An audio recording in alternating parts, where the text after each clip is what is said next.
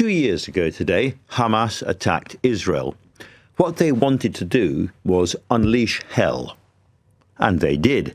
The massacre of peaceful civilians, the taking of hostages, rapes and sadistic murders.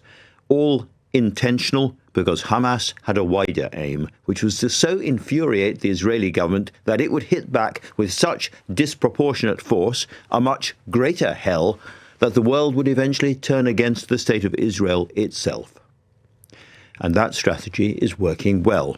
No one knows for sure how many Palestinians, including children, have been shot, starved or blown to pieces by the Israelis in Gaza, but it could be more than 70,000. Anguished protest about this is morphing into calls for the eradication of Israel and its replacement by a Muslim state. Here's our report from the streets of central London, where students have been pouring out of the universities all day and where LBC's Joe Draper heard some pretty extreme views. I heard you talking about human rights. Are you talking about Palestinian human rights there? I'm talking about all human rights, but right now the ones that are being, like their rights, the group of people that their rights are being violated are the Palestinian people. So I feel like I should talk about that more than anything else.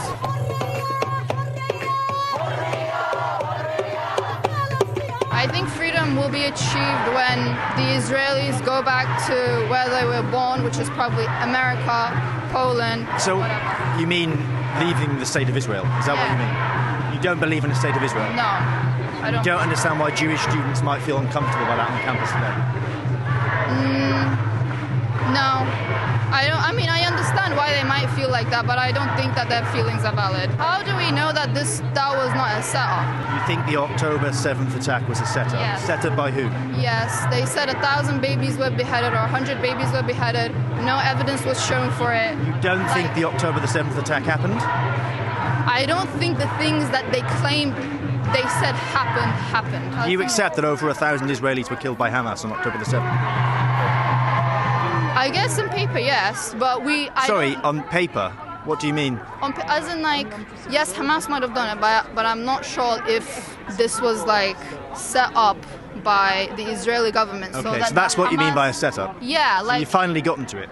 Yeah, so what I mean by that is maybe Hamas was kind of set up by the Israeli government to kill 1,000 Jews so that then the Israeli government can say, look at all these violent people. This follows hot on last week's murderous attack at a Manchester synagogue. To protest against Israel on the anniversary of the Hamas attacks, which killed 1,200 people, would show a total loss of empathy and humanity, the Prime Minister says. He worries that Britain is becoming indifferent to anti-Semitism or Jew hatred. This is not who we are as a country, says Keir Starmer. Well, let's hear now from Adam Marr, who lost two members of his family in the October 7th attack. Adam, before we go any further, a tough day for you.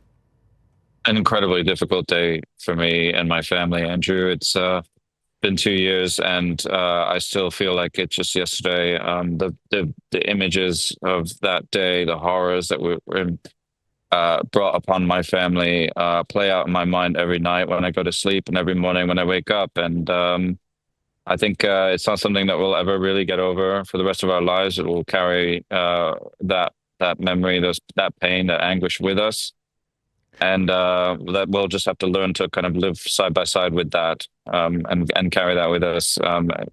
Partly because I think it drives us to do whatever we can for the remaining 48 hostages who are languishing right now in some Hamas tunnels. And also it just drives us in the sense that we don't want that to happen to anyone else ever again. We weren't able to save my cousin when he was taken hostage in Gaza. We weren't able to save my 18-year-old cousin who was murdered on this day 2 years ago.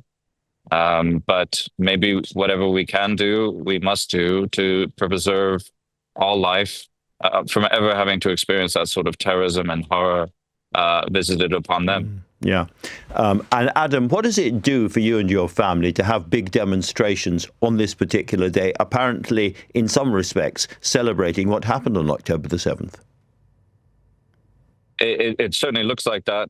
They certainly seem to be crowing and taunting and very deliberate about why they're coming out and protesting the way they do. And certainly many of the banners, including the Hamas red triangle and the calls for a globalized intifada, are sending the message very loud and clear what they're supporting.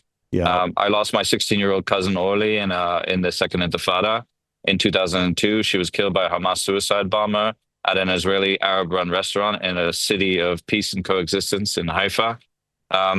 This is exactly what they're calling for when they call for a globalized intifada, and we saw the results of that in Heaton Park. So I am very worried about what that means and what kind of extremism is being allowed to flourish in our society. And I think we all need to do our part to do whatever we can to get to grips with it. Well, you will have heard some pretty extreme views being expressed in the report just now. I thought it was really important to play that because that is how many people in this country, including many students, apparently think. Hamas is not a terrorist organisation. The whole thing was set up by the Jewish state. Is there any way of starting to kind of break down that narrative? It does worry me, especially for students who should be, they're going to higher education. They should be inquisitive and open-minded. And, a lot of these activists claim to be motivated by love and compassion for the Palestinian people. But for some reason, they draw the line at not including the Jews or Israelis or Zionists into their level of compassion, their bubble of compassion. So I would just urge, I think part of the problem is that, it's so easy to dehumanize people. It's so easy to ignore unpleasant aspects of history or facts that don't fit the narrative. And it's so much more seductive to have a very simplistic binary goodies and baddies worldview. But unfortunately, the world isn't like that. There's a complexity everywhere. And the more that we can remind people both of the humanity of ourselves as Jews, as Zionists, as Israelis, that, we have victims. And I think that's one of the reasons why they're also coming out today. They don't really want us to acknowledge that there were victims on October 7th. They want to kind of, wrap it up into some kind of justifiable narrative for them that fits in with their worldview. There's a sort of an element of cognitive dissonance here that I think, if they didn't have to engage with us as victims, it would start to make them question some of these very simplistic narratives that they formed, and introduce complexity and nuance, which would make it very difficult to take this simplistic binary view. So, all I can do is tell my story, my family story. The horrors visit upon us, and the other thing as well, Andrew, this was documented. Hamas had GoPro cameras on their terrorists. They forced my cousin's wife, the mother of my slain cousin Mayan, to unlock her phone so that they could live stream my family's horror onto her Facebook feed, which is how most of my family found out what happened. And I know all of the horrible details. I've seen the execution of my 18-year-old cousin just 4 days after her 18th birthday. The balloons from her party still up in the house. For them to deny that it's not just upsetting. It's a worrying denial of truth and reality. And as Keir Starmer said, possibly of humanity as well.